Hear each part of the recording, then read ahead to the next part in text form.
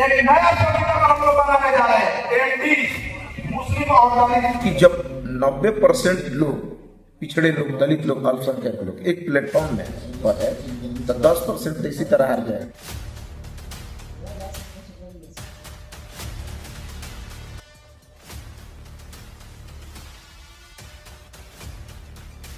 नमस्कार, मैं हूं कौशल अली खान और आप देख रहे हैं छपरातक.com।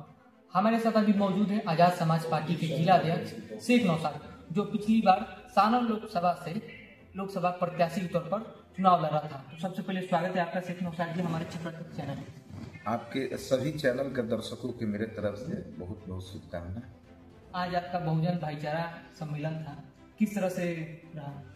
बहुत सुंदर रहा। देखिए, इसमें जो बहुजन भाईचारा सम्मेलन था सफल रहा। प्रदेश से पदाधिकारी आए थे, जो माननीय भीम आर्मी के राष्ट्रीय अध्यक्ष विनय रतन सिंह जी थे, आजाद समाज पार्टी के प्रदेश अध्यक्ष जनाब जौहर साहब थे और अबू जैर साहब थे। सारे लोगों ने प्रयास किया, एक सफल आयोजन हुआ। क्या लक्ष्य था इस सम्मेलन का और क्या?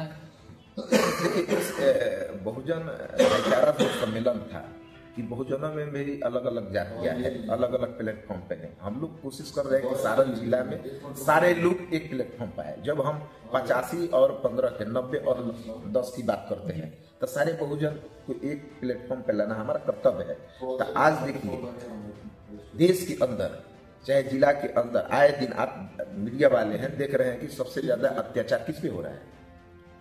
बहुजनों पर हो रहा है, अल्पसंख्यकों पर हो रहा है। आज हम बटे हुए, जिसका फायदा समांतवादी विचारधारा के लोग उठा रहे हैं, मनुवादी विचारधारा के लोग। तो इसीलिए हम चाहते हैं कि सारे बहुजन के लोग एक प्लेटफॉर्म पर आए और हम लोग 10 और 90 की लड़ाई। 10 और 90 अभी के हिसाब से राजनीति ही हो सकती है, क्योंकि राजनीति में और उसके राजनीति में आने के बाद ही निचले तबके का जो समाज होता है, जो समुदाय है, उसका विकास होता है। यहाँ से क्या मंत्र है ये बताइए। मंत्र क्या था? मंत्र यही था कि हम लोग 90% लोग एक प्लेटफॉर्म पे आए। यह हमारे 90% संख्या है, लेकिन आप देखिए कौन लोग राज कर रहा है इस सारण पर। देश में मनुवादी व्यवस्था चरम सीमा पर है। सारे, चाहे शैक्षणिक क्षेत्र हो, चाहे आप जिला प्रशासन में देख लिए, चाहे कौन लोग बैठे हैं। आज जितने भी दलित अल्पसंख्यकों पर अत्याचार हो रहा है, क्या उनके बाद प्रशासन के लोग मान रहे हैं? आज देखें कि निधि कुशवाहा जो थी उनको मार दिया गया। फिर दरियापुर में एक दलित बेटी के साथ रेप किया गया। दिगवारा में एक मुस्लिम लड़का की हत्या कर दी गई। क्या आप तक FIR लॉन्च हुआ? उस पर कोई कार्रवाई हुई? रिबिलगंज की घटना देख लीजिए। अमनौर में एक भीम आर्मी का सदस्य था, उसका भी हत्या कर लिया गया। आज तक FIR लॉन्च नहीं। तो सबसे ज्यादा देश में किस पर अत्याचार हो रहा है? पिछड़ों पर, दलितों पर, अल्पसंख्यकों पर।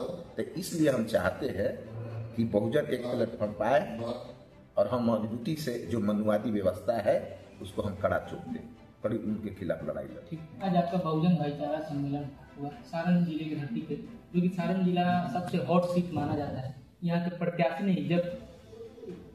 नहीं, यहाँ पर केंद्र का नाम लालू फैमिली होता है और आप ऐसा कहा जा रहा है कि आप विधानसभा चुनाव में थर्ड फ्रंट की जो है आप लोग एक भूमिका निभाने वाले हैं, ऐसा कहा जाता है। तो क्या ऐसे क्या है? सबसे पहले बताऊं कि छपरा हॉट सीट नहीं है। पूंजीपति, धनवान, पैसे वालों वर्सेस गरीब गुरबा मजदूर किसान का है। छपरा में इतनी हत्याएं, शोषण जो मजलूम तबका उस पर हो रहा है, और ये सारे जो दो लोग हैं, रस्साकशी सिर्फ एक दूसरों में सत्ता में आने के लिए, लोकसभा और विधानसभा जीतने तक की सीमित राजनीति है इनकी। वहीं आप भीम आर्मी और आजाद समाज पार्टी ऐसी निष्पक्ष लीडर आवाज है जिसको डराने और खरीदने की औकात उन धनवान लोगों में नहीं है। तो मैं आपको बता दूं कि जिस तरह से छपरा में, सारण जिला के चप्पा से आज बहुजन साथी, अनुसूचित जाति, जनजाति और धार्मिक अल्पसंख्यक मुसलमान भी भारी संख्या में जुड़े, ये बता रहा है कि अब राजनीति, शुद्ध राजनीति, अम्बेडकरवादी राजनीति, मानवर कांशीराम जी के पद चिन्हों पर चलने वाली राजनीति, और युवा जो इस तरह से विचारों से, महापुरुषों के विचारों को समझकर और बहुजनों की एकता को बनाने में कामयाब हो रहे हैं। आज की भीड़, आज की कामयाब सफल कार्यक्रम के लिए मैं छपरा के अपने सारे जिला इकाई को भी धन्यवाद और आभार और बधाई देता हूँ। मेरा सवाल और था, आपने पूरा नहीं। मेरा सवाल था क्या थर्ड फ्रंट भी यहाँ पे गठबंधन होने वाली है आप लोगों की? देखिए, मैं ये बताऊं, थर्ड फ्रंट या फर्स्ट फ्रंट या सेकंड फ्रंट जैसी चीज़ें मैं नहीं मानता। मैं मानता हूं कि जो रिश्ता है वो बहुजन समाज का है। अगर हमारा अलायंस जो है गठबंधन ऑलरेडी शोषित समाज से, धार्मिक अल्पसंख्यक मुस्लिम से, बुद्ध से, ईसाई से हो चुका है। वो मान चुके हैं कि भाई चंद्रशेखर आज़ाद एक वाहिद आवाज है जिसको डराया नहीं जा सकता, गोली चलाकर भी, और खरीदा नहीं जाया जा सकता, चाहे मुकेश अंबानी का पैसा हो या अडानी का पैसा हो। अब आइए अलायंस की बात करता हूँ। तो अगर राजग भाजपा को हराना हमारा पहला उद्देश्य है, क्योंकि संविधान बदलने की मंशा वो रखते हैं।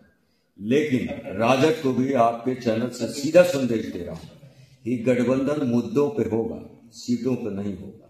अगर वो बात करेंगे सामान्य शिक्षा और चिकित्सा, जहां सीएम, डीएम और पीएम का बच्चा पढ़े, जहां इलाज हो, वहां मेरे मजदूर, किसान, युवा, सारे लोगों का इलाज हो। जहां पीएम, डीएम और सीएम का बच्चा पढ़े, शिक्षा हासिल करे, वहां मेरे मजदूर और किसान का बच्चा, रिक्शा चलाने वाले का बच्चा, सारे गरीब गुरबे शोषित के बच्चे पढ़े। ऐसी व्यवस्था पर अगर राजद गठबंधन, कांग्रेस गठबंधन मुहर लगाएगी तो हम जा सकते हैं, वरना भाजपा को हराने की ताकत अब भीम आर्मी और आजाद समाज पार्टी पैदा कर रही है। और बहुत तेजी से आप देखें कि इतनी तेजी से भारत में आम आदमी पार्टी ने कहा था कि बड़ी तेजी से बढ़े। हम ऑलरेडी आजाद समाज पार्टी 8 प्रदेशों में अपने संगठन विस्तार पंचायत लेवल तक जा चुके हैं, और बिहार में मार्च तक का समय बूथ कमेटी का दिया गया है।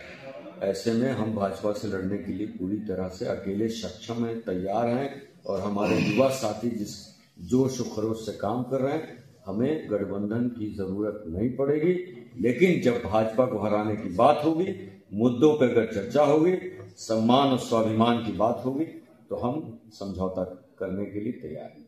क्या अभी तक किसी ने आपसे बातचीत की राजद की तरफ से? भाई, क्योंकि आप राष्ट्रीय अध्यक्ष हैं आजाद समाज पार्टी के, तो किसी ने संपर्क किया आपसे? भाई, मेरा यात्रा चल रहा है, ये मेरे ख्याल से 18वां जिला है, लगातार मैं जिला का दौरा कर रहा हूँ। राजद के लोकसभा का भी चुनाव था, राजद के प्रत्याशी भीख मांग रहे थे। ये कह रहे थे कि साहब भाजपा को हराना है तो कृपया कर हमारा विरोध न करके हमारा समर्थन करें। हमने उस वक्त त्याग किया, और त्याग ये किया कि बिहार के बहुत सीमित सीट पे हम लड़े, बाकी जगह इनको आजाद छोड़ दी।